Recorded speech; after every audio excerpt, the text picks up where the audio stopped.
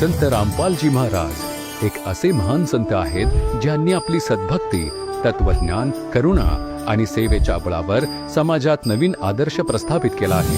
संत रामपालजी महाराज यांच्या मार्गदर्शनाखाली त्यांच्या सर्व आश्रमांमध्ये समाज कल्याणाच्या अद्भुत कार्यांमुळे समाजाला सोनेरी भविष्याची एक नवीन आशा दिसत आहे. संत रामपालजी महाराज यांच्याकडून नामदीक्षा घेतल्यानंतर लाखो लोकांचे असाध्य आजार जसे की कॅन्सर, एड्स इत्यादी ठीक झाले आहेत. संतजी यांच्या ज्ञानाने प्रेरित होऊन त्यांच्या अनुयायांनी लाखो युनिट्स रक्तदान केले आहे. संतजी यांनी लाखो बहिणी मुलींचे हुंडामुक्त विवाह करवले आहेत.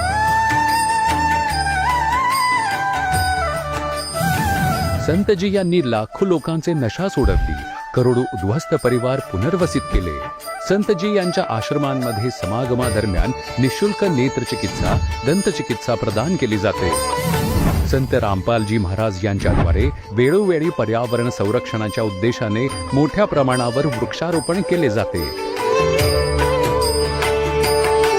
संतजी यांनी गरजवंतांना तात्काळ मदत मिळण्यासाठी ॲम्ब्युलन्स सेवा सुरू केली.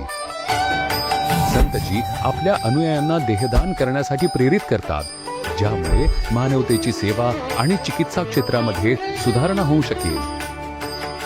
संत रामपालजी महाराज यांच्या सर्व आश्रमांमध्ये दररोज निशुल्क भंडारा आयोजित केला जातो, जेथे प्रत्येक वेळी प्रत्येक जात आणि प्रत्येक धर्माचे लोक सोबत बसून भोजन करतात.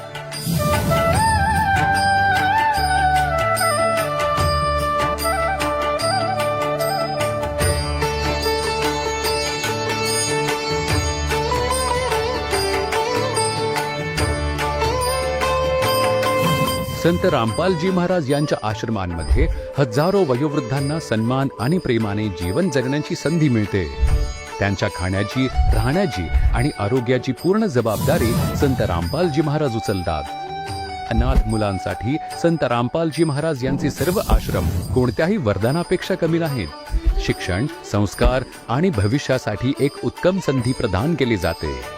मग भलेही पूर असो, भूकंप किंवा महामारी, संत रामपालजी महाराज आणि त्यांचे अनुयायी नेहमीच गरजवंतांसाठी सर्वात पुढे उभे राहतात. कोविड महामारी दरम्यान संत रामपालजी महाराज यांच्या आश्रमांमधून करोडो लोकांना भोजन, औषधे आणि जीवनावश्यक सामग्री उपलब्ध करून दिली गेली. मग भले गरिबाची मदत असो किंवा कोणा शोषित वा पीडित वर्गाच्या हक्काची आणि सन्मानाची लढाई, संत रामपालजी महाराज यांनी नेहमीच त्यांचा आवाज शासनापर्यंत पोहोचवला आहे. त्यांना सुयोग्य न्याय मिळवून देण्यासाठी महत्त्वाची भूमिका त्यांनी पार पाडली आहे. समाजात आध्यात्मिक आणि सामाजिक मूल्यांच्या संदर्भात जागरूकता आणण्यासाठी संत रामपालजी महाराज पावलोपावली मानवतेचे सच्चे सेवक सिद्ध झाले आहेत. संत रामपालजी महाराज यांचे जीवन आपल्याला शिकवण देते की सच्ची सेवा तीच आहे जी निस्वार्थ भावाने केली जाते. चला आपण देखील या महान सेवेच्या कार्यामध्ये त्या महान संतासोबत जुडूया आणि संत रामपालजी महाराज यांच्याकडून नामदीक्षा घेऊन आपले जीवन धन्य करवून घेऊया.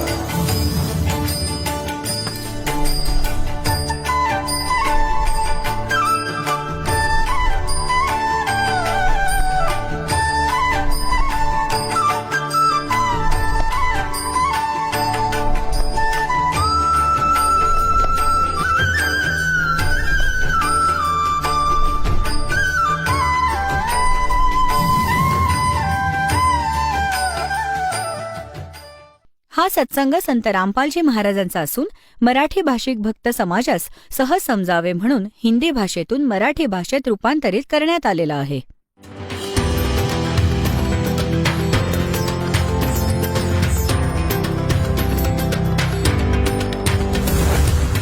और ज्ञान सब ज्ञानडी, कबीर ज्ञान सो ज्ञान, और जैसे घोड़ा तोब कायम करता चले मैदान. जगद्गुरु तत्वदर्शी संत रामपालजी महाराजांचे अमृत वचन सर्व पवित्र धर्मांच्या व पवित्र शास्त्रांच्या आधारावर. नमस्कार प्रेक्षक हो. कधी कधी जीवनात असा क्षण येतो जेव्हा आपली संपूर्ण श्रद्धा आणि भक्ती असूनही संकट काही संपत नाहीत. साधना, उपासना, कडक उपवास सगळं करूनही संकटांचा डोंगर उभा राहतो. पुण्याच्या दिघी या गावातील रजनी उत्तम जिरे यांच्या आयुष्यातही हेच घडत होतं. लहानपणापासून एकमुखी दत्ताची भक्ती, लग्नानंतर शिव आणि शक्तीची साधना, 16 सोमवारांचे उपवास, देवीची पूजा अर्चा इतकं केल्यानंतरही त्यांचं जीवन दुःखांनी व्यापलेलं होतं. त्यांच्या भक्तीमुळे सिद्धी प्राप्त झाल्या. त्यांच्या आशीर्वादाने आजारी लोक बरे झाले. पण काही काळानंतर हे सगळं अचानक नाहीच झालं. त्यांचेच हातपाय दुखायला लागले. मोठे ऑपरेशन झाले. किडनी लहान होत गेली आणि त्यांच्या पतींना पॅरालिसिस झाला. अखेर हताश होऊन त्यांनी आसाराम बापूंकडून दीक्षा घेतली. पण तिथे ही परिस्थिती सुधारण्याऐवजी अधिकच बिघडली. एका रात्री उशिरा त्यांनी संत रामपालजी महाराज यांचा सत्संग टीव्हीवर पाहिला.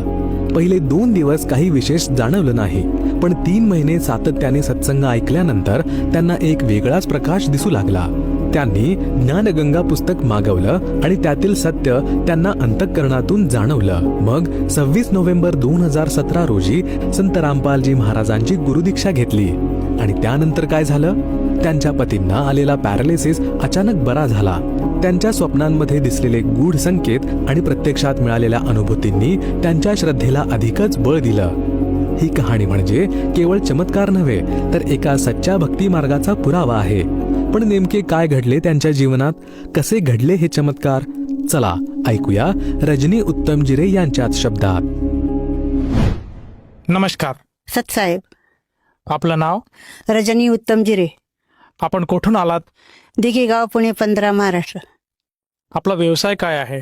व्यवसाय गृहिणी. संत रामपालजी महाराजांची गुरुदीक्षा आपण कधी घेतली? 26/11/2017. संत रामपालजी महाराजांची गुरुदीक्षा घेण्या अगोदर आपण व आपला परिवार कोणती भक्ती साधना करत होतात? मी लग्नाच्या आधीच एकमुखी दत्ताची भक्ती करत होती. त्याच्यानंतर सासरी आल्यावर शिव आणि शक्तीची भक्ती करायला लागली. शिव आणि शक्तीची भक्ती खूप केली मी. 16 सोमवार धरले, उपाशी राहायची दिवस. देवीचे घट बसवायची, देवीची पूजा करायची. हे दोघं शिव आणि शक्तीची पूजा एकसारखीच करत होती मी. त्याच्यामुळे मला ना थोडी सिद्धी प्राप्त झाली. आणि मी जे बोलले ते खरे व्हायचे. असे बरेच लोकांना गुण यायला लागले. कोणी आजारी आलं तर त्याला मी साधा आपलं भस्म लावलं शंकराचं तरी फरक पडून जायचा. आणि देवीचा हळदी कुंकू दिला तर त्यांचं म्हणजे कोर्ट कचेरीची कामं पण होत होती. असे म्हणजे बरेच मोठे असाध्य रोगसुद्धा बरे व्हायला लागलेत. पण त्याच्यानंतर संत आसारामजी बापूंची मी दीक्षा घेतली. आसारामजी बापूंची दीक्षा घेतल्यामुळे काय झालं, मला जी सिद्धी दिसत होती ती पण बंद झाली आणि आसारामजी बापूंच्या मार्गावर चालायला लागले. तर जे लोक माझ्याकडे येत होते ते लोक यायचे बंद झाले. म्हणजे आणि माझी तब्येत पण खूप बिघडायला लागली. माझे हातपाय दुखायला लागलेत, गुडघे दुखत होते, किडनी माझी एकदम छोटी होऊन गेली होती. डॉक्टरांनी सांगितलं किडनी तुमची लहान होत चालली, आता काय करायचं. गोळ्या औषधं घेत होतो आम्ही. माझं पहिलं 84 सालामध्ये माझं किडनी स्टोनचं मोठं ऑपरेशन झालं होतं. त्याच्यानंतर गर्भाशयाचं ऑपरेशन झालं. असे बरेच ऑपरेशन माझे झाले. 4-5 ऑपरेशन झाले. नाकाचं झालं, कानाचं झालं. परंतु मला काही फरक पडतच नव्हता. मग एक दिवशी आम्ही असंच आमच्या मिस्टरांना पण पॅरालिसिस झाला 2016मध्ये. आसारामजी बापूंची दीक्षा त्यावेळेस चालूच होती, मंत्रशक्ती चालूच होती, मग आमचा आजार चालूच होते. मी खूप परेशान झाली. नंतर मग मी आमच्या मिस्टरांना पॅरालिसिस झाला 2016मध्ये. मग ते 1 वर्ष असेच निघून गेले. औषधं गोळ्या करून दवाखाने करत होता आम्ही. जवळजवळ 5-6 लाख रुपयांचे दवाखान्यात गेले. जसं तुम्ही सांगत आहात की पूर्वीपासूनच आपण भक्ती मार्गात होतात. लग्नापूर्वी आपण एकमुखी दत्ताची भक्ती साधना करत होतात आणि लग्नानंतर आपण शिव आणि शक्तीची साधना करत होतात. यातून आपल्याला बऱ्याचशा सिद्धी प्राप्त होत होत्या. परंतु जी काही आपण भक्तीची कमाई केली ती काही दिवसातच लुप्त झाली आणि आपल्याला बऱ्याचशा रोगांनी व्यस्त केलं, ग्रस्त केलं आणि आपल्याला व आपल्या परिवाराला त्यापासून दुःख भोगायला मिळत होतं.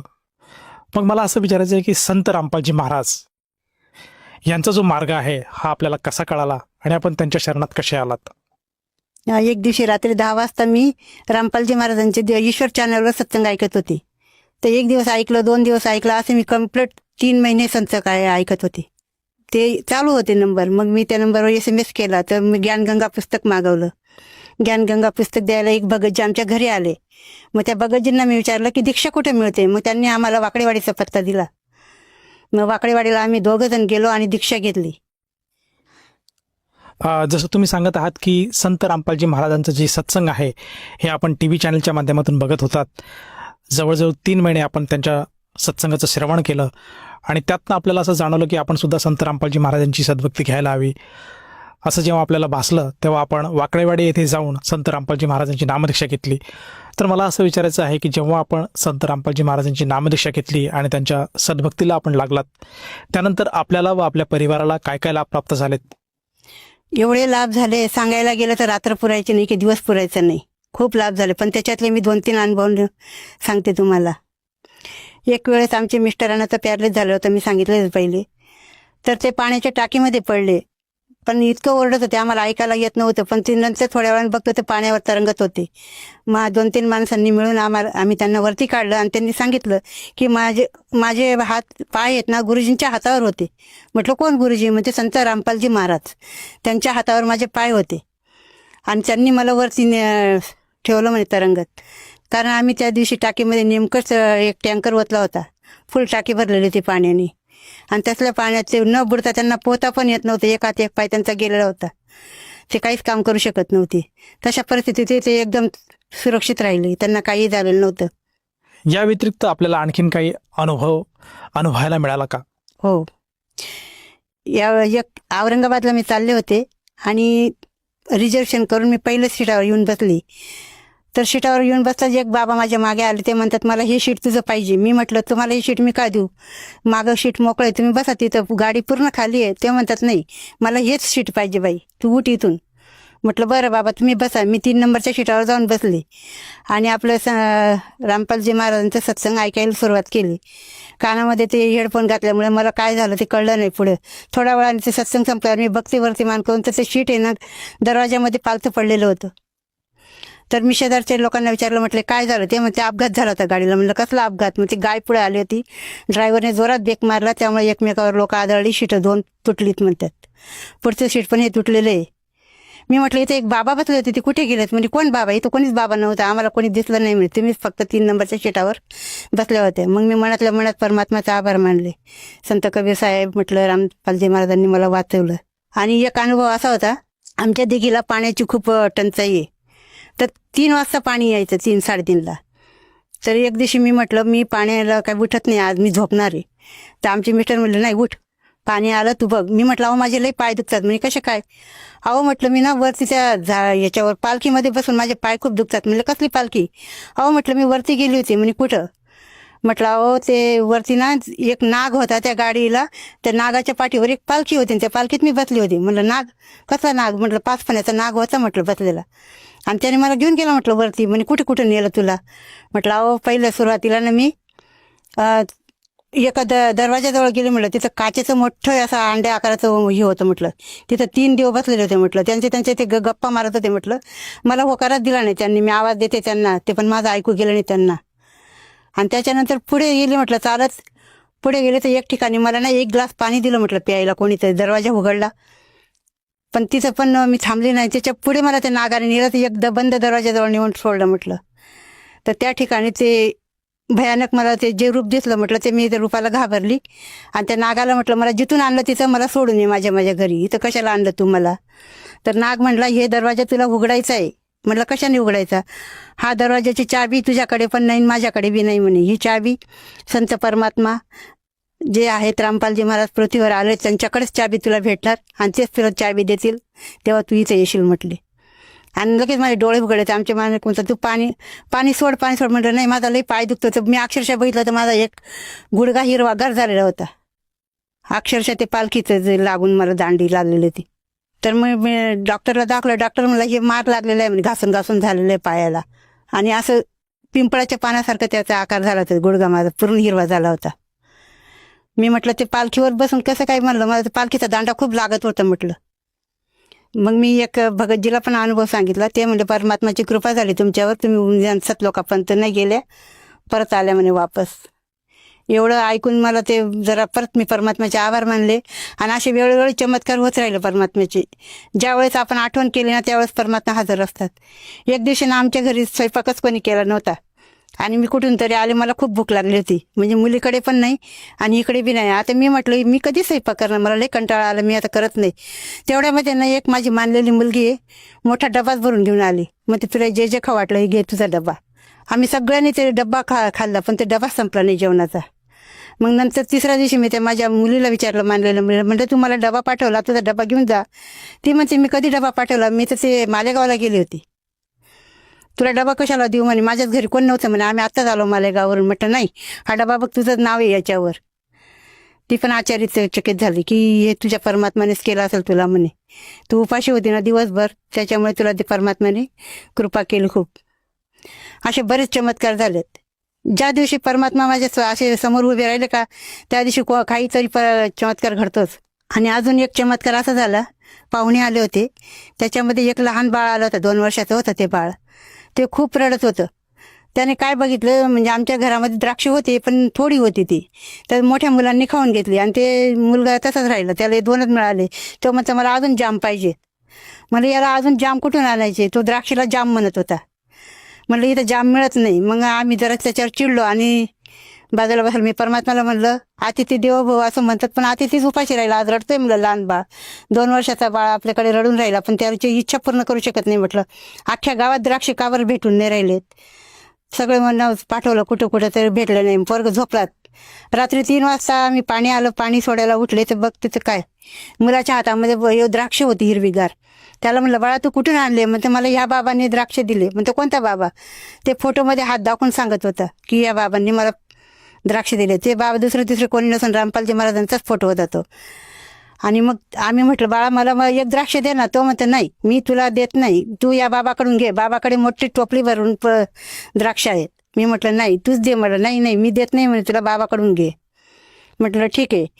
मग ते द्राक्ष मी काही त्याने दिले नाही मला. मी आपले पाणी सोडायला निघून गेली आणि थोड्या वेळा येऊन बघते ते एक द्राक्ष मला त्या कॉटवर दिसलं. मी हळूच उचललं आणि आपलं फ्रीजमध्ये ठेवून दिलं आणि ठेवल्यानंतर मी विसरली. 1 महिन्याने द्राक्ष काढलं, जसं तसं हिरवगार होतं. जसं तुम्ही सांगत आहात की संत रामपालजी महाराजांच्या शरणात आल्यानंतर आणि त्यांच्याकडनं जे काही नामदीक्षा आपण घेतल्यानंतर आपल्याला व आपल्या परिवाराला बरेचसे अनुभव पाहावेस मिळाले, तर या अनुषंगाने आपण भगत समाजाला काय संदेश द्याल? भगत समाजाला मी हा संदेश देणार आहे की तुम्ही अजूनही झोपेतनं जागे व्हा, परमात्म्याला शरण जा. परमात्मा म्हणजे दुसरे तिसरे कोणी, संत कबीराचा अवतार संत रामपालजी महाराज पृथ्वीवर आलेले आहेत. तुम्ही त्यांची दीक्षा घेऊ शकता आणि त्यांच्या अनेक असे चॅनलवर त्यांचा सत्संग येतं, तिथं तुम्ही संपर्क साधून दीक्षा घेऊ शकता.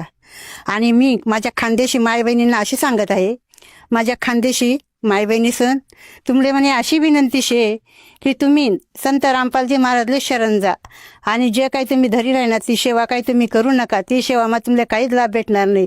ती सेवा म्हणजे तुमले काळकडे लई जाणार शे आणि तुमले जर मोक्ष पानं होई आणि जर आटलं स्वर्ग न सुख तुमले जर लिहिणं होई तर संत रामपालजी महाराज शरण जा आणि त्यासनी दीक्षा लिहा. आणि आता सगळीकडे पुस्तक सेवा चालू होई जायलशे, पिंपळनेरपर्यंत सेवा येलशे. सामोड्याने म्हणा माय बहिणीसवर 40 गाव पाठवून दे, जळगाव धुळे पिंपळनेर सगळीतलं सांगणं शे म्हणा भाऊतलं बी सांगणं शे की तुम्ही हाही सेवा अवश्य द्या. आणि संत रामपालजी महाराज सारखा दुसरा गुरुच कोणी नाही शे. त्यामुळे तुम्ही माय बहिणीसवर म्हणजे तुमली अशी विनंती शे की तुम्ही संत रामपालजी महाराजले शरण जा आणि त्यासनी दीक्षा तुम्ही लिहा आणि तुम्ही जीवनमध्ये तुमले लाभ लेना वही ते संत रामपालजी महाराजले शरण जा. बंदी छोड सद्गुरू रामपालजी महाराज की जय. जसं तुम्ही सांगत आहात की आज प्रत्येक मनुष्याने संत रामपालजी महाराजांचं ज्ञान समजून घ्यायला हवं आणि त्यांच्याकडनं नाम उपदेश घेऊन आपल्या जीवनाचं कल्याण करायला हवं. तर या अनुषंगाने जर एखाद्या साधकाला असं जाणवलं की आपण सुद्धा संत रामपालजी महाराजांची नामदीक्षा घ्यावी, तर तो व्यक्ती किंवा तो साधक संत रामपालजी महाराजांची नामदीक्षा कशी घेऊ शकेल? तुम्ही संत रामपालजी महाराजांची दीक्षा जर तुम्हाला घ्यायची असेल तर TV चॅनलवर त्यांचे सत्संग येतात आणि खाली जी पट्टी चालते त्याच्यावर संपर्क नंबर असतात आणि त्या नंबरवर फोन करून तुम्ही संपर्क साधू शकता आणि दीक्षा घेऊ शकता. जसं तुम्ही सांगत आहात की संत रामपालजी महाराजांचे नामदान केंद्र आज महाराष्ट्रामध्ये प्रत्येक जिल्ह्यामध्ये उपलब्ध आहे आणि ज्या कोणा साधकाला संत रामपालजी महाराजांची नामदीक्षा घ्यायची असेल तो साधक त्या ठिकाणी जाऊन नामदीक्षा घेऊ शकेल. तर मला असं विचारायचं आहे की या नामदीक्षेसाठी किंवा या नामदीक्षेपोटी त्या साधकाला किती पैसे मोजावे लागतात? साधकाला काही पैसे द्यायची गरज नाही आणि पैसे पण कोणी घेत नाही. तिथंच रामपालजी महाराजांच्या तिथं सगळं काही फ्रीमध्ये आहे. धन्यवाद सतसाहेब. प्रेक्षक हो, आताच आपण ऐकले संत रामपालजी महाराज यांच्याकडून दीक्षा प्राप्त करून सुखी झालेल्या अनुयायाचे अनुभव. आता पहा जगद्गुरु तत्वदर्शी संत रामपालजी महाराज यांचे मंगल प्रवचन. पुस्तक वाचा, टीव्ही बघा, कुठे ना कुठे कोणत्या ना कोणत्या मार्गाने आपल्या मुलांपर्यंत हे पोहोचवूनच सोडतील. आणि जेव्हा त्यांना हे समजेल, होय होय असे येतील परत आणि सगळे एक होतील, सगळ्यांचा मोक्ष होईल, सगळे इथे पण सुखी होतील आणि सतलोकात जातील. जहाज भरभरून भगवान तुम्हाला सतलोकात सोडून येतील.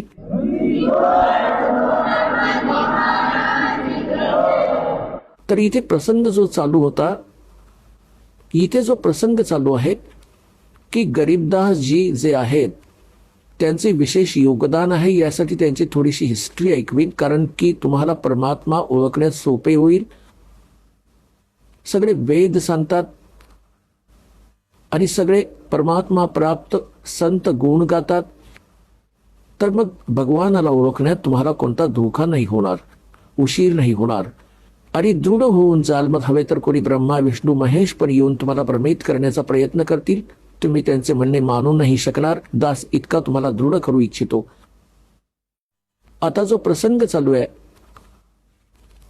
की गरीबदासजी जेव्हा 10 वर्षांचे झाले, गरीबदासजींची थोडी हिस्ट्री ऐकवतो इथे, त्यांची जीवनलीला थोडीशी ऐकवतो, ती पर्याप्त होईल तुमच्यासाठी. गरीबदासजी गाव करोंथा, जिथे आपला आश्रम आहे, सगळ्यात पहिल्यांदा 1999 मध्ये तिथूनच स्टार्ट केले होते. 2006 मध्ये करोंथा कार्य दुष्ट लोकांनी केले होते. ते तिथे काही हरकत नाही, आम्ही परमात्म्याने आम्हाला इथे सफलता मिळवून दिली. आम्हाला तर आपला प्रचार करायचा आहे, हवं तर कुठे जंगलात बसून गुणगाव भगवानाचे, मुलांपर्यंत ज्ञान पोहोचलं पाहिजे. तर करोंथा गावचे ते मूळ निवासी होते, त्यांचे वडील, आणि त्यांचं लग्न झालं होतं गावचुराणी, जिल्हा झज्जर हरियाणामध्ये, आणि गाव करोंथा आहे जिल्हा रोहतकमध्ये. तर इथे त्यांच्या आजोबांच्या चुराणीमध्ये, म्हणजे गरीबदासजींच्या आईला कोणी भाऊ नव्हता, ज्या कारणाने त्यांच्या आजोबांनी, त्यांचे वडील श्री बलरामजींना, त्यांचे धनखड गोत्र आहे, आपल्या घरी चुराणीमध्ये घर जावई म्हणतात, की आपल्या जावयाला तिथे ठेवून घेणं त्याला घर जावई म्हणतात. तर सगळी संपत्ती त्यांना दिली, आपल्या मुलीला म्हणजे त्यांच्या जावयाला. त्यांची जवळजवळ 2500 बिघा, जसे राजस्थानात बिघा असतो, तर 2500 बिघा पहिले बिघेच होते इथे, पण नंतर हे झाले इथे एकर. तर 2500 बिघा जमीन होती. इतके मोठे शेतकरी होते. आजच्या 1400च्या जवळ, पावणे 1400च्या जवळ एकर जमीन होते त्या 2500 बिघ्यांची. तर सर्व संपत्तीचे वारस मग गरीबदासजीच होते. 10 वर्षांचे बालक होते. त्यांचे वडील म्हणजे आजोबा तोपर्यंत तिथे बरोबरच होते. तर त्यांच्याकडे जवळजवळ 150 गायी होत्या. गायरान, कारण की त्यांची शेतं खूप मोठी होती, गायी ठेवत होते. गरीबदासजी त्या गायींना राखायला जात होते, चारण्यासाठी जंगलात. त्यांच्याबरोबर अन्य गावातले काही त्यांचे शेतकऱ्यांकडे जे भाड्यावर गुराखी होत असत, आणि काही अन्य गाववाले पण आपल्या गायींना त्यांच्या शेतात चारण्यासाठी बरोबर जात असत. संवत 1784 म्हणजे सन 1727 आणि फाल्गुन उतरती द्वादशी म्हणजे फाल्गुन शुद्ध द्वादशीला दिवसाच्या जवळजवळ 10 वाजता सगळ्या गायी चरत होत्या. काही बसल्या होत्या झाडाखाली, जांडी त्या साईडमध्ये, जसे राजस्थानात जांड होतात ना, जांडिया, अशी स्थिती होती त्या क्षेत्राची त्यावेळी, जे आज खूपशा क्षेत्रात राजस्थानात. तर जिथे जांडी जास्त असायची त्या जांडींच्या जवळ बसली होती. आणि एक रस्ता आहे, गाव कबलाना आहे, चुराणीच्या सीमेलगत. गाव कबलानापासून गाव चुराणीपर्यंत कच्चा रस्ता येत होता. त्या कच्च्या रस्त्यावर एक मोठे झाड होते जांडीचे, त्याच्या खाली सगळे गुराखी बसले होते, इन्क्लुडिंग गरीबदासजी, आणि ते भोजन करत होते. आपले 10 वाजता भोजन घेत होते. त्याच वेळी परमात्मा सतलोकातून आले कबीर देव एका जिंदा महात्म्याची वेशभूषा बनवून. कलियुगात ते ज्यांना भेटले आहेत जिंदा, जसे जिंदा महात्मा कसा असतो, मुसलमानात विशेष करून या वेशभूषेचे फकीर आढळतात. डोक्यावर काळा टोप असतो, उंच निमुळता गोंड्यासहित असा उभा, आणि एकच ओव्हरकोट असतो काळ्या कापडाचा, काळ्या रंगाचा ओव्हरकोट टाईप एक वस्त्र नेसतात आणि एक अंडरवेअर बिजार गुडघ्यापर्यंतची. अशा वेशभूषवाल्याला जिंदा महात्मा म्हणतात. दाढी केस वाढलेले असतात त्याचे. या वेशभूषेत परमात्मा थोड्याशा दूरवर सतलोकातून येऊन उतरले आणि त्या कच्च्या रस्त्यावरून जात होते. बाजूला सोबत गुराखी बसले होते, गरीबदासजी पण बसले होते. त्या गुराख्यांमध्ये मोठे पण होते, कोणी 40 वर्षांचे, कोणी 30 वर्षांचे, कोणी 10-15 वर्षांचे, कोणी 50 वर्षांचे. वृद्ध पण होते, प्रौढ पण होते. तर त्यात एक विशेषता होती, रस्त्यावर चालणाऱ्या साधू संतांचा आदर तर होताच होता, सामान्य व्यक्तीला पण विशेष रिगार देत असत आणि प्रार्थना करत असत. या भोजन घ्या, दुरून चालत आला आहात, पायी चालत आहात, या महाराज बसा, भोजन घ्या. उभा राहिला एखादा भक्त आणि हात जोडले. परमात्मा आलेच यासाठी होते, बसले त्यांच्याजवळ. तेव्हा म्हटले की भोजन घ्या. परमात्म्याने म्हटले, कबीर परमेश्वराने, त्या परमक्षर ब्रह्मने, की बाबा भोजन तर मी करून आलोय माझ्या गावातून. गुराख्यांनी विचारले, तुमचं गाव कुठे महाराज, तुमचा निवास कुठे आहे? की माझा निवास सतलोकात आहे, सतलोक नाव आहे माझ्या निवासाचं. आता त्यांनी विचार केला, असेल कोणतं तरी गाव, सतलोक नाव असेल त्याचं. तर महाराजजी भोजन घ्या. परमात्मा म्हणाले, भोजन नाही करणार, पोट भरून जेवण करून आलं, दूध तर प्यावंच लागेल तुम्हाला. आमच्याकडे अशा गायी आहेत, आत्ता 5 मिनिटामध्ये दूध काढून देतो, अशा शांत गायी पण आहेत. तर परमात्मा म्हणाले, बाबा जर दूध प्यायला देत आहात तर कुमारी गायीचं दूध पितो मी. तर सगळे म्हणू लागले, बाबाजी तुझी दूध पिण्याची नियत नाहीये, तुम्ही तर चेष्टा करत आहात, उपहास करत आहात आमचा, तुम्हाला दूध प्यायचंच नाहीये. परमात्मा म्हणतात, पिऊ इच्छितो कारा, कुमारी गायीचं दूध पितो मी बाबा. तर गरीबदासजी उभे राहिले. त्यांची प्रिय कालवड होती, जिला अजून बैलाने टच पण नव्हते केले. दूध प्यायचं आईचं तिनं सोडलं होतं. जवळजवळ 1 वर्षाचं वासरू गाय होती, 1 वर्षाची, 1.5 वर्षाची. तिच्या गळ्यात दोरी बांधली होती. तिला आणले पकडून आणि म्हटले, बघा महाराजजी, हिला वासरू तर नाहीये, दूध कसं देईल? परमात्मा म्हणाले, एखादं भांडं आणा, ज्यात दूध काढू, ही दूध देईल बाबा. आता तिथे एक मातीचं भांडं होतं, जसं पाणी प्यायला किंवा लस्सी प्यायला घेऊन जात असत, त्याला साफ करून ठेवलेलं होतं. तर त्याला म्हणाले की हे बघा ठेवलं भांडं. म्हटले त्याला परत धुवा. 1 वेळा चांगल्या तऱ्हेने परत धुतले, साफ केले. हिच्या खाली ठेवा, ह्या कालवडीच्या खाली. गरीबदासजी 10 वर्षांचा मुलगा पहिली तगडी होत असत, पकडून बसले आणि हसत आहेत, बघत आहेत बाबाजी कसे दूध काढतील. आता परमात्म्याने वासरू गायीच्या कबरेवर थाप मारली, लांब लांब आचळ झाले आणि दुधाची धार वाहू लागली. जेव्हा ते पात्र भरले, आपोआप दूध बंद झाले. गरीबदासजी आश्चर्यचकित की बाबाजी मोठे शक्तिवान आहेत, आता घ्या महाराजजी, मग प्या, तुम्हीच काढलेत. काही दूध परमात्म्याने प्यायले. मग गुराखी उपस्थित होते, छोटे मोठे जितके होते, ते त्यांना म्हणाले, घ्या बाळांनो प्या, हे दूध इथले नाहीये, माझ्या निवासाहून आले, सतलोकातून, अमृत आहे, हे प्या. ते गुराखी जे मोठे होते, समजदार मानत होते आपल्याला, ते म्हणू लागले, आम्ही नाही पिणार जादू मंत्रचे दूध, आणि कुमारी गाईचे पाप लागेल आम्हाला. आणि तू उष्टे केलेस, काय माहित तू कोणत्या जातीचा आहेस. ते तर उठून निघून गेले. म्हणतात, सकल पदार्थ जगमाही कर्मही नर पावत नाही. गरीबदासजी म्हणाले, द्या महाराजजी, तुमचं उष्ट अमृत मला कधी मिळेल. पुण्यात्म्यांनो, हा आहे तो पुण्यात्मा ज्यांच्यासाठी भगवान भटकत असतात. जे दृढ भक्त असतात त्यांचा स्वभाव वेगळा असतो, त्यांची लक्षणं वेगळी असतात.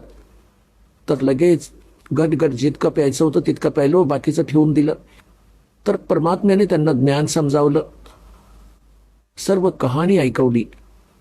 मग मुलाला परमात्मा, तर त्या परमात्म्याला म्हटले मुलाने की भगवान तुम्ही असे स्थान सांगत आहात, कारण की तिथे तर सर्व दुःखच दुःख होतं. जसं राजस्थान वाळवंट असं ते क्षेत्र होतं, ना कोणतं कालव्याचं साधन होतं, त्यावेळी दुःखच दुःख होते. तिथे कधी दुष्काळ पडत होता.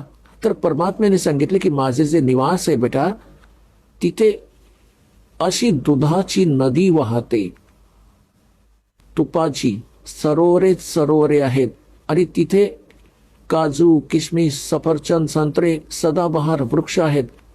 तिथे कशाचा अभाव नाहीये. खूप सुंदर लोक आहे. आता बालक होता, प्रबळ इच्छा झाली की भगवान काय तो लोक मला मी बघू शकतो का? परमात्मा म्हणाले असे नाही बघू शकत, पहिले तुला मंत्र घ्यायला लागेल, माझा शिष्य बनायला लागेल, तेव्हा तू त्यात प्रवेश करू शकतोस. म्हणाले मग बनवा. कसे बनवाल मला शिष्य? परमात्म्याने प्रथम मंत्र दिला आणि सांगितले बाळा आता तुला सतलोकात घेऊन जातो, माझे निवासस्थान दाखवून आणतो. त्याच्या आत्म्याला काढले, वरती घेऊन गेले, ब्रह्मा विष्णू महेशचे लोक दाखवले, धर्मराजाचा लोक दाखवला जिथे बसून तो सगळ्यांचा न्याय करतो. 21 ब्रह्मांड काराचे दाखवले, काराची ती तप्तशिला दाखवली जिथे 1,00,000 मानव शरीरधारी प्राण्यांना हा इथला भगवान भाजून खातो, ज्याच्यासाठी तुम्हाला इथे पाळून ठेवले आहे, थांबवून ठेवले आहे, फसवून ठेवले आहे, मूर्ख बनवून ठेवले आहे. आणि त्या काराच्या डोक्यावर पाय ठेवून परमात्मा त्याला वर घेऊन गेले. क्षरपुरुष अक्षर पुरुषाचा लोक दाखवला, त्या परब्रह्मचे 21 ब्रह्मांड दाखवले. मग वर आपल्या सतलोकात 12वे द्वार पार करून सतलोकात पोहोचले गरीबदासजींना घेऊन. आता इथे काय लीला केली दात्याने? तिथे परमात्मा अन्य रूपात त्याच चेहऱ्याने एक अन्य रूप सिंहासनावर विराजमान आहेत, डोक्यावर मुकुट आहे जसा राजा घालतो. खूपच सुंदर मुकुट पांढऱ्या रंगाचा, वरती एक छत्र आहे खूप सुंदर पांढऱ्या रंगाचे, खूप सुंदर सिंहासन ज्यात हिरे मोती आणि लाल लावलेले होते, पांढऱ्या रंगाचे तो बसला आहे भगवान. परमात्मा सतलोकात बसलेल्या भगवानाच्या एका रोमकूपात करोड सूर्य करोड चंद्रमा मिळवावेत तितका प्रकाश आहे. तर त्याला साधी दृष्टी नाही बघू शकत, दिव्य दृष्टीनेच त्याला बघू शकतात. गरीबदासजींनी पाहिले की भगवान तर हा आहे मालक, हा बसला आहे तख्त्यावर आणि खूप मोठा घुमट आहे याचा, जसे मंदिरासारखा एक खूप मोठा घुमट आहे ज्याच्या मधोमध भगवान विराजमान आहेत. आता खालून जे जिंदा महात्म्याच्या रूपात परमेश्वर कबीरजी गेले होते त्यांच्याबरोबर ते तिथे जाऊन चौऱ्या उचलून आणि सिंहासनावर बसलेल्या भगवानावर चौऱ्या ढाळू लागले.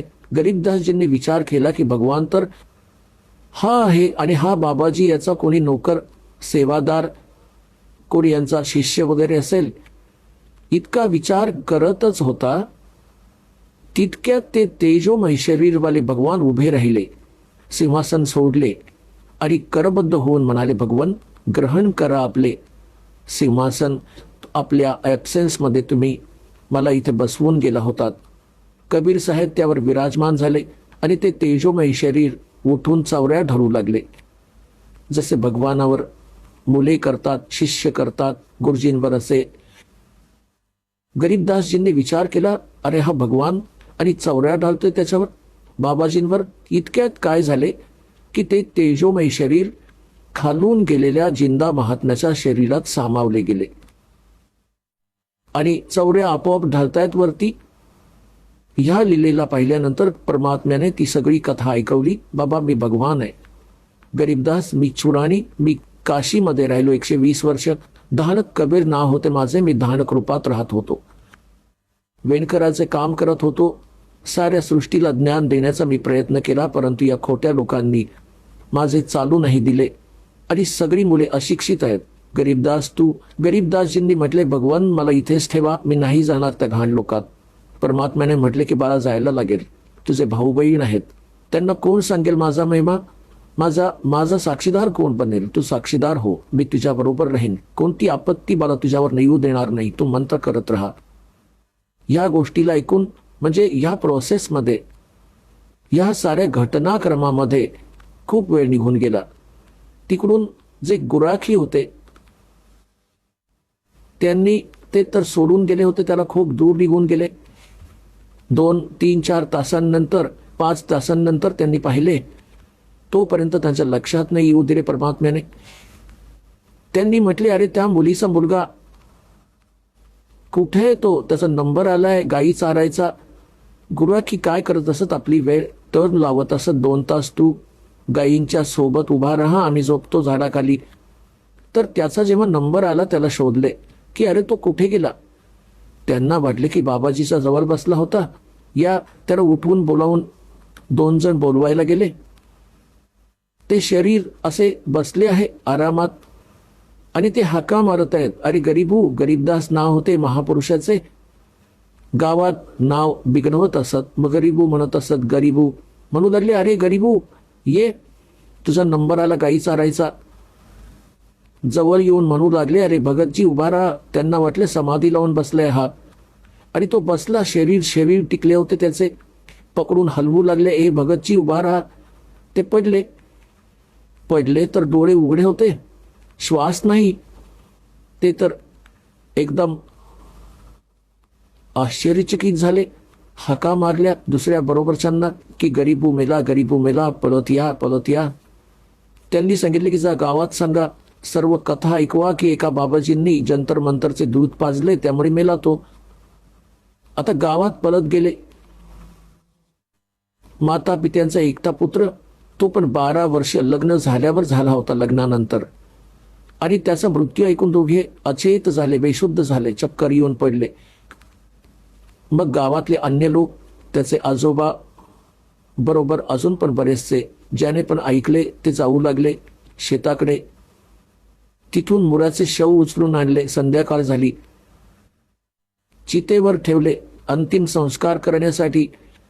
तेव्हा परमात्म्याने म्हटले, बाळा लवकर जा, नाहीतर ते खराब करतील तुझ्या शरीराला. गरीबदासजींना सर्व दाखवले. तिथून सगळे दिसते, इथले अगदी मुंगी पण दिसते चालणारी. तिथे अशी दिव्य दृष्टी मिळते. गरीबदासजींना लगेच सोडले. जा बरं स्पीडमध्ये. 1 सेकंदाच्याही काही अंशात शरीरात आत्म्याने प्रवेश केला गरीबदास साहेबजींना. असे जसे चितेवर बसले होते, जसे बांधून नेतात ना, तिरडीवर बांधतात दोरी, कुठे पडू नयेत रस्त्यात, ते जसेच्या तसे ठेवलेच होते. इतक्यात उठले व ते बंधन आपोआप तुटले, मोकळे झाले. आणि उभे राहून 10 वर्षांचा बालक बघतो, तू कुठे आलायस? जसे सरप्राईज होते त्याला. त्याची भाषा बदलली, त्याचे विचार बदलले. वृद्धासारखे बोलू लागला आणि ही वाणी ऐकू लागला. आता ज्याच्याशी पण बोले, ही अंबरवाणी बोलत असे. गाववाले ह्या वाणीशी परिचित नव्हते आणि आपण बोलत राहायचे, कुठेही उभे राहून मुलांमध्ये बसायचे, मुलांना ही कहाणी ऐकवायला लागायचे. अलल पंख अनुराग सुनमंडल रथीर, दास गरीब धारिया सद्गुरु मिले कबीर.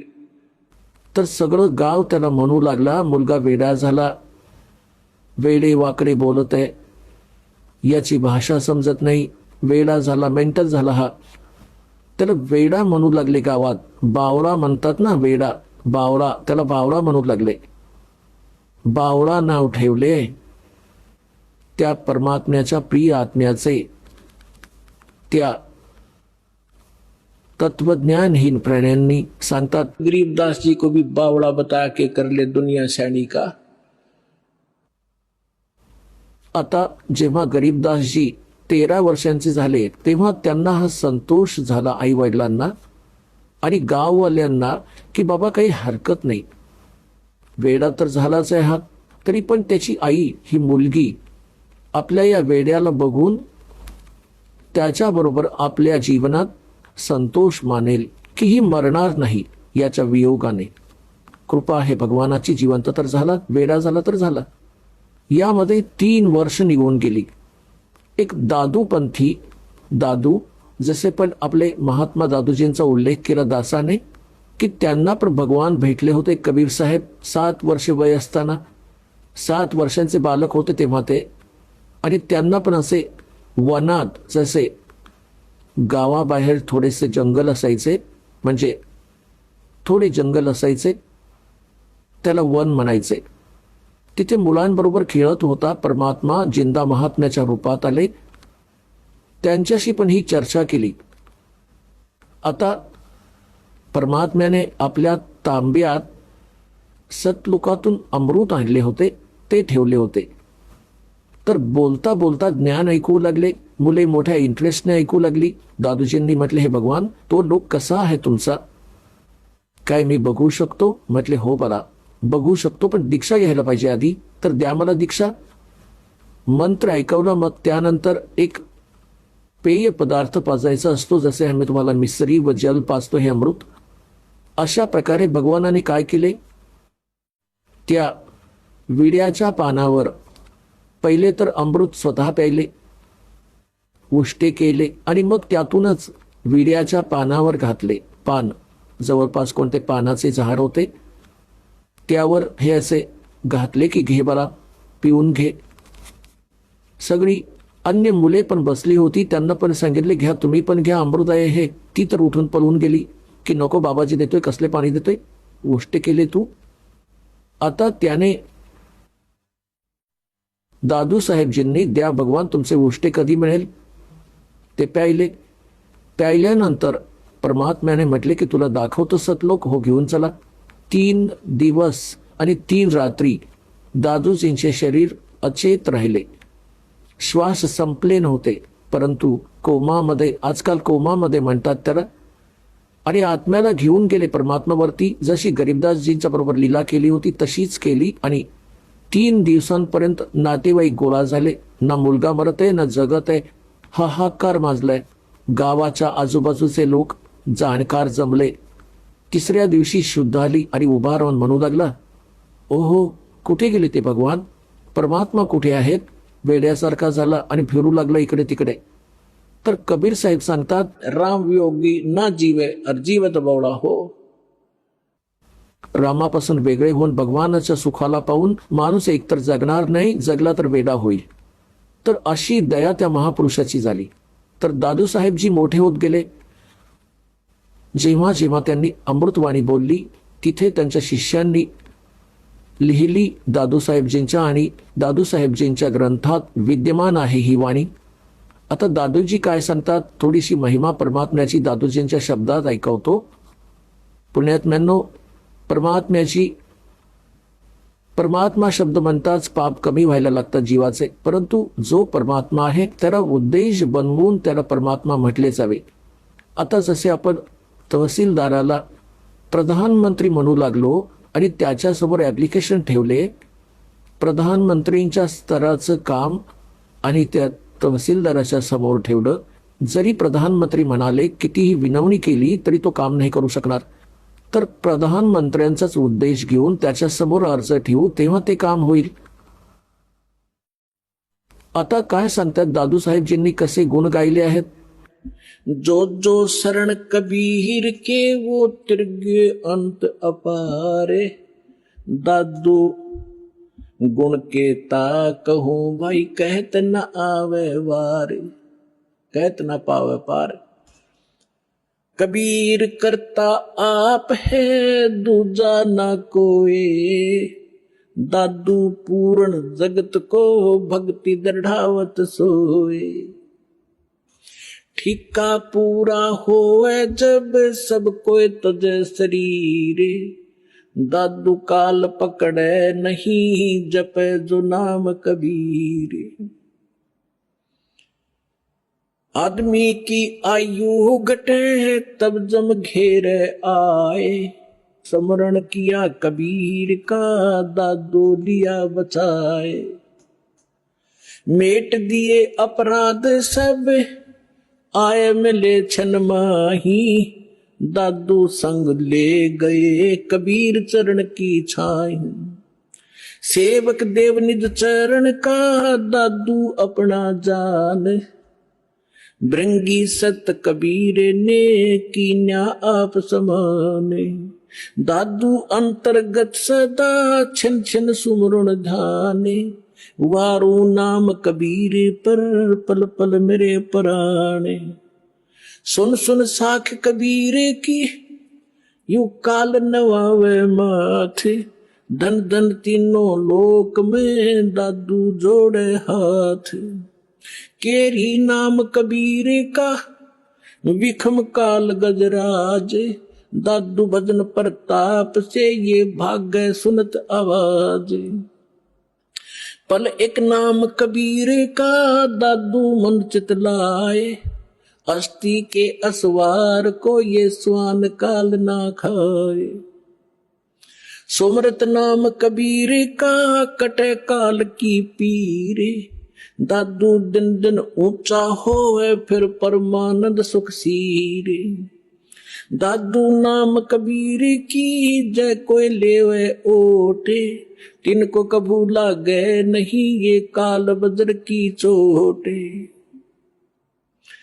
और संत सब कूपे हैं केते जरीता नीर। दादू अगम अपार है ये दरिया सत कबीर। अब ही तेरी सब मिटे ये जन्म मरण की पीर। श्वास उश्वास सोमर ले दादू नाम कबीर। कोई सरगुण में रीझ रहा कोई निर्गुण ठहरोवे। दादू गति कबीर की ही मोह से कही ना जावे। दादू नाम कबीर का सुन के कांपे काले। नाम भरोसे जो चले हुए नवा का वाले। जिन मोह को निज नाम दिया सोए सतगुर हमारे। दादू दूसरा कोई नहीं ये कबीर सिरजनहारे। आता काय सांगितले दादोजींनी, कारण की गरीबदासजींचा महिमा चालू आहे, थोडीशी यासाठी हिंट द्यावी लागेल. याचा पुढे लिंक आहे याची. दादू साहेबजी काय सांगतात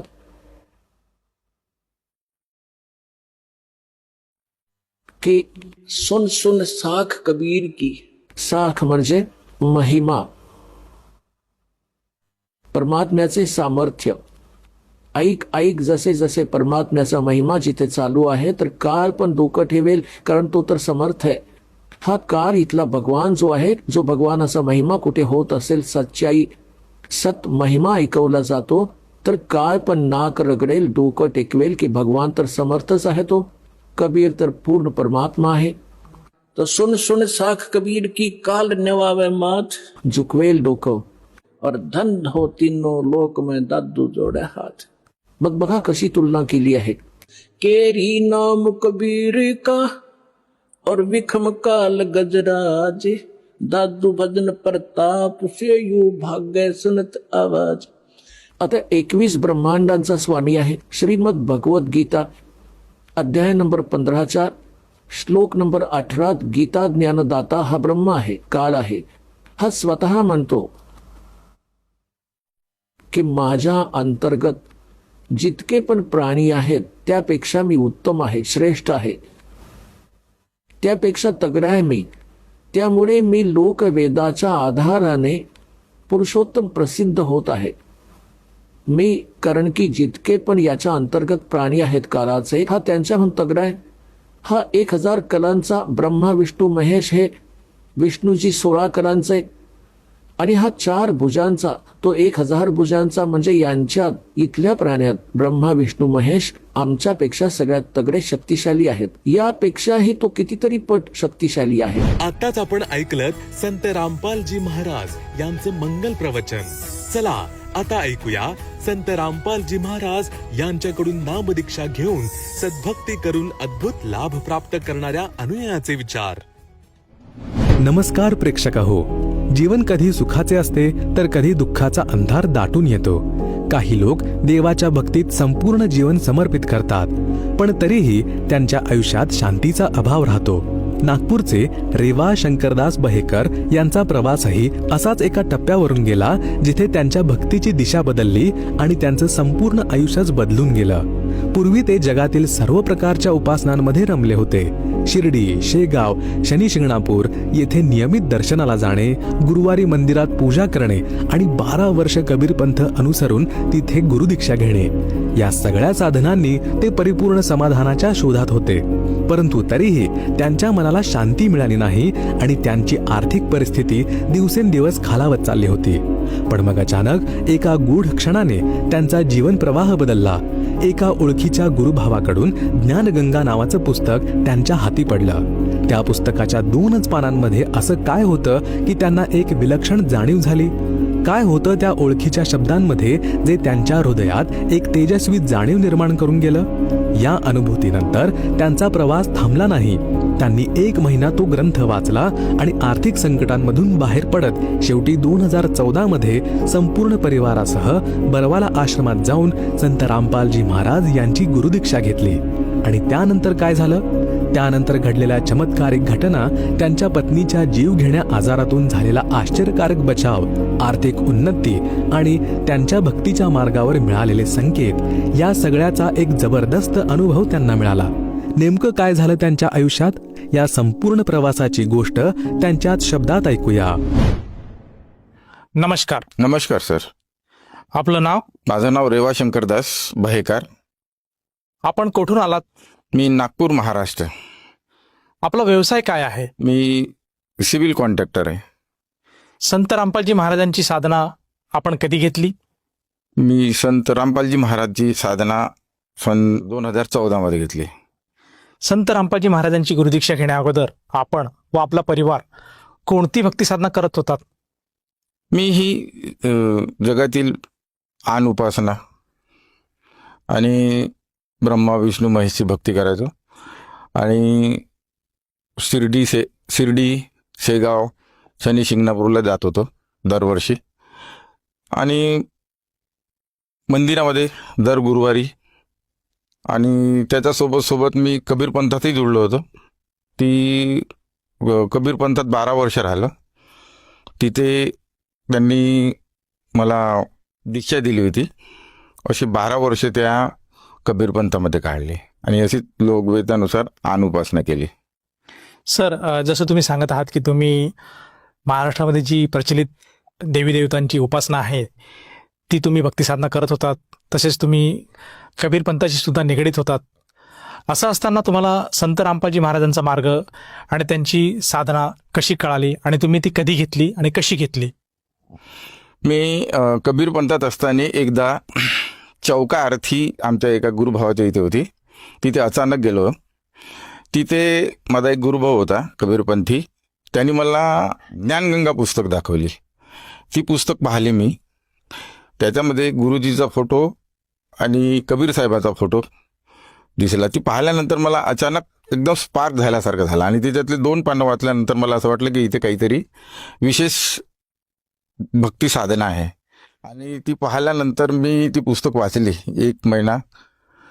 ती वाचता मला त्या पुस्तक वाचल्याने भरपूरसा वेगळा अनुभव यायला लागला. आणि त्या परिस्थितीमध्ये मी सिव्हिलचं काम करत असताना माझ्यावर खूप आर्थिक परिस्थिती नाजूक होती. ती पुस्तक वाचल्यानंतर मला खूप अनुभव आल्यासारखं झाला. मला एक त्याच वेळेस काम मिळालं आणि ते काम करता करता मला अशी प्रेरणा झाली आतमधून की बाबा गुरुजीचे दर्शनार्थ आपल्याला जायचं आहे. मला त्याच्यापैकी माहीत नव्हतं की बरवाला हिसार कुठे आहे आणि कसं जायचं. तर मी 2 महिने 3 महिने काम केल्यानंतर माझी आर्थिक परिस्थिती थोडीशी बदलायला लागली आणि मग मी बरवाल्याला 2014 मध्ये गेलो आणि नामदान दीक्षा घेतली पूर्ण परिवारासोबत. जसं तुम्ही सांगत आहात की तुमचे जे पूर्वीचे गुरुबंधू होते त्यांनी आपल्याला ज्ञानगंगा नामक पुस्तक दिलं आणि त्या पुस्तकातून जे आपण ज्ञान ग्रहण केलं त्या ज्ञानाद्वारे आपण पूर्ण परमेश्वराची ओळख समजून घेतली आणि संत रामपालजी महाराजांची गुरुदीक्षा घेतली. तर या गुरुदीक्षेमुळे आणि या सत साधनेमुळे आपल्याला व आपल्या परिवाराला काय काय लाभ प्राप्त झालेत? मी सद्गुरू रामपालजी महाराजची दीक्षा घेतल्यानंतर मला भरपूरसा फायदा झाला. नामदान घेतल्यानंतर सगळ्यात आधी तर माझी आर्थिक परिस्थिती सुधारली आणि मला शारीरिक, मानसिक आणि आर्थिक सुख मिळायला लागलं. आणि माझ्या घरी एकदा माझ्या मिसेसची तब्येत खराब झाली होती. तिचा पायाला रिॲक्शन झाला होता, तर तिचा पाय खराब झाला होता. डॉक्टर पडोळ्याच्या इथे मी ट्रीटमेंट केलं होतं. त्यांनी सांगितले की बाबा खूप पाय खराब झाला आहे, आपल्याकडे याचा उपाय नाही. तर नंतर मी एक डॉक्टर उमरे म्हणून डॉक्टर आहेत, हाडाचे स्पेशलिस्ट, त्यांच्याकडे गेलो. त्यांनी पाहिल्यानंतर त्यांनी सांगितलं की यांचा पाय कापावा लागेल. मी घाबरलो आणि त्यांनी 5 लाख रुपये मला सांगितले होते ट्रीटमेंटचे. पण मी गुरुजीचं नामदीक्षा घेतली होती तेव्हा. पण गुरुजीला अरदास लावली अशी किंवा परमात्मा अपने पास तो इतना पैसे नाही आहे, कुठून तयारी करायची. आणि त्यावेळेस खरोखरच माझ्याकडे पैसेही नव्हते. माझ्याकडे 50,000 रुपये होते फक्त, आणि 50,000मध्ये कसं करायचं. म्हणजे परमात्माच्या त्याने असं झालं की त्याच दिवशी ट्रीटमेंट सुरू झाल्यानंतर अचानक त्याचा पाय ॲटोमॅटिक रिकवर व्हायला लागला. आणि दुसऱ्या दिवसपर्यंत ते ट्रीटमेंट सुरू झाल्यानंतर तो पाय कमीत कमी 50% रिकवर व्हायला लागला. डॉक्टर विचारात पडला होता, ही ऑपरेशन करायचं होतं आणि कसं काय अचानक रिकवर झाला. तर ते पाहून मला 5 लाख रुपये खर्च सांगितला होता आणि 3 दिवस ॲडमिट राहिले. 25,000 रुपये दवाखान्याचा खर्च आणि 25,000 रुपये त्या दवाखान्याचा चार्ज, असे 50,000 रुपये खर्च करून पाय बिना ऑपरेशननी घरी आराम पडला. आणि गुरुजी संत रामपालजीचे अरदास लावल्यानंतर त्यांनी सांगितलं की बा परमात्माची दया होईल. आणि ती परिस्थिती आज व्यवस्थित आहे, बिना पाय कापल्याने. आणि हा सगळ्यात मोठा लाभ.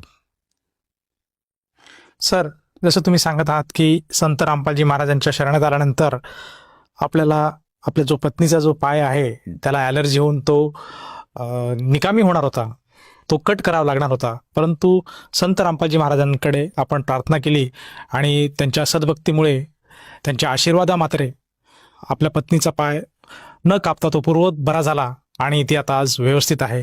तर या अनुषंगाने आपण जे श्रोतावर्ग आपल्याला बघत आहात त्यांना काय संदेश देऊ इच्छिता?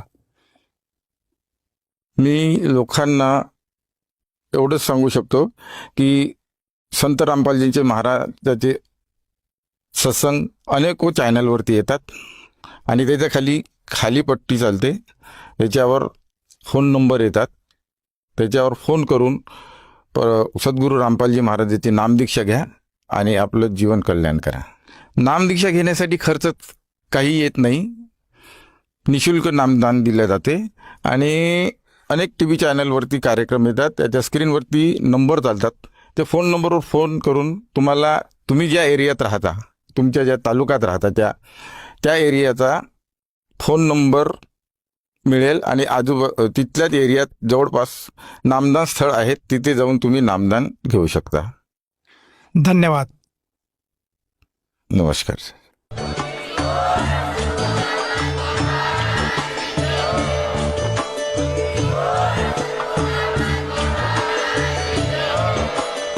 आपण ऐकत होता जगद्गुरु तत्वदर्शी संत रामपालजी महाराज यांचे मंगल प्रवचन, ज्यांच्या शुभ आशीर्वादाने संपूर्ण विश्वामध्ये 500 पेक्षा जास्त नामदीक्षा केंद्र आहेत, जिथे निशुल्क नामदीक्षा दिली जाते. निशुल्क नामदीक्षा प्राप्त करण्यासाठी आणि अधिक माहितीसाठी संपर्क करा 7030303951 7030303952. अद्वितीय आध्यात्मिक ज्ञान वाचण्यासाठी, पाहण्यासाठी आणि ऐकण्यासाठी संत रामपालजी महाराज ॲप अवश्य डाउनलोड करा किंवा आमची वेबसाईट www.jagadgururampalji.org वर विजिट करा. आम्हाला सोशल मीडियावर फॉलो करा. सर्व पवित्र धर्मांच्या पवित्र शास्त्रांवर आधारित प्रमाणित अनमोल पुस्तक ज्ञानगंगा किंवा जगण्याचा मार्ग यापैकी कोणतेही एक पुस्तक निशुल्क मागवण्यासाठी आपण आम्हाला आपले पूर्ण नाव, पूर्ण पत्ता, पिनकोड आणि फोन नंबर सह लिहून 7030303951 किंवा 7030303952 या नंबरवर SMS करू शकता किंवा 7030303950 या नंबरवर व्हॉट्सअप देखील करू शकता.